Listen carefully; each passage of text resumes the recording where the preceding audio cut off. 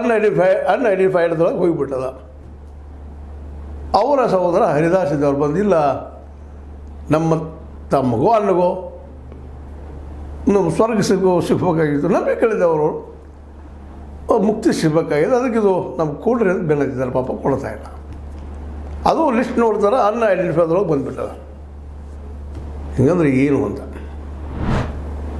ಇದು ಯಾಕೆ ಹಿಂಗಾಯ್ತು ಇಂಥ ಇನ್ನೂ ಎಷ್ಟಿದ್ದಾವೆ, ಜಸ್ಟ್ ಇದೊಂದು ಇನ್ನೂ ಎಷ್ಟಿದ್ದಾವಲ್ಲ, ಎಷ್ಟೋ ಅನ್ಐಡೆಂಟಿಫೈಡ್ ಅಲ್ಲೇ ಹೆಣ್ಣುಗಳು ಸಿಕ್ಕಿದಾವೆ, ಹೋಗಿದ್ದೀವಿ ಅಂತೇಳಿ ಚಿನ್ನ ಹೇಳಿದಾರೆ. ಮತ್ತು ಬೇರೆ ಬೇರೆ ಹೇಳ್ತಾ ಇದ್ದಾರೆ, ಸಿಗ್ತಾ ಇದ್ದಾವ. 470ಕ್ಕೂ ಅಧಿಕ ಶವಗಳು ಸಿಕ್ಕಿದಾವೆ. ಅಂದರೆ ಇದರೆಲ್ಲ ಇವರು ಆರ್ಗನ್ಸ್ ಅಂತ ನಾವು ಕರಿತೀವಿ. ಶರೀರ ಕಿಡ್ನಿ ಇರ್ಬೋದು, ಹಾರ್ಟ್ ಇರ್ಬೋದು, ಲಾಸ್ಟ್ ಮೂಮೆಂಟ್ದಾಗಿನ್ನು ಬ್ರೈನ್ ಇರ್ಬೋದು, ಇವೆಲ್ಲ ಮಾರ್ಕೊಳ್ತಿದ್ರ, ಇದೇನು ಸಪ್ಲೈ ಮಾಡ್ತಿದ್ರ ಅನ್ನೋದು ಇವತ್ತು ಎಲ್ಲರೂ ಪ್ರಶ್ನೆ ಕೇಳ್ತಾ ಇದ್ದಾರೆ.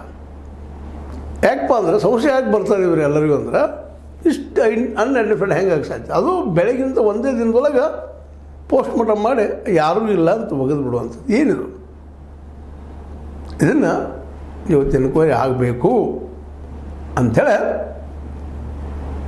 ಇವತ್ತು ಕೇಳ್ತಾ ಇದ್ದಾರೆ ಜನ. ಅದರಲ್ಲೂ ನಮ್ಮ ಹರಿದಾಸ್ ಅವರು, ಶ್ಯಾಮ್ ಅವ್ರ ಬ್ರದರ, ಇದು ಎನ್ಕ್ವೈರಿ ನಮಗೆ ರಿಪೋರ್ಟ್ ಬೇಕು, ಪೋಸ್ಟ್ ಮಾರ್ಟಮ್ ರಿಪೋರ್ಟ್ ಬೇಕು. ಇನ್ನೂ ಇಂಥವು ಎಷ್ಟಿದ್ದಾವೆ ಅನ್ನೋದು ಇವತ್ತು ಪ್ರಶ್ನೆ ಮೇಲೆ ಪ್ರಶ್ನೆ ಶುರುವಾಗಿಬಿಟ್ಟಿದ್ದಾವೆ. ಯಾಕಂದರೆ ಈಗ 470ಕ್ಕೂ ಹೆಚ್ಚು ಅನ್ಐಡೆಂಟಿಫೈಡ್ ಇದ್ದಾವೆ. 75 ಅದರಲ್ಲೂ ಬೆಳಗಿನ ಸಾಯಂಕಾಲ ಒಳಗೆ ಪೋಸ್ಟ್ ಮಾರ್ಟಮ್ ಮಾಡಿ ಕಳಿಸ್ಬೋದು, ಅಷ್ಟರಾಗಿ ಆಗಿಬಿಡ್ತಾ. ಅದು ರಿಪೋರ್ಟ್ ಏನು ಹೋಗಳಿಗೆ, ಅದು ಯಾರು ಏನು ಎಂತು. ಮತ್ತು ಅದನ್ನು ಪಂಚಾಯತ್ ಒಳಗೆ ಕೇಳಿದಾಗ ಹೌದು ಅವತ್ತು ಬೆಳಗಿತ್ತು, ಸಾಯಂಕಾಲ ಬಂತು, ಪೋಸ್ಟ್ ಮಾರ್ಟಮ್ ಬಗ್ಗೆ ಮಣ್ಣು ಮಾಡಿದ್ದು ಅವ್ರು ಹೇಳ್ತಾ ಇದ್ದಾರೆ. ಒಂದಕ್ಕೊಂದು ಲಿಂಕೇಜಸ್ ಅದಾವಲ್ಲ, ಸಂಬಂಧಗಳಿದ್ದಾವೆ. ಇದು ಅತ್ಯಂತ ಭೀಕರವಾದ ಘಟನೆ. ಇದು ತನಿಖೆ ಆಗಲೇಬೇಕಾಗಿದ್ರೆ.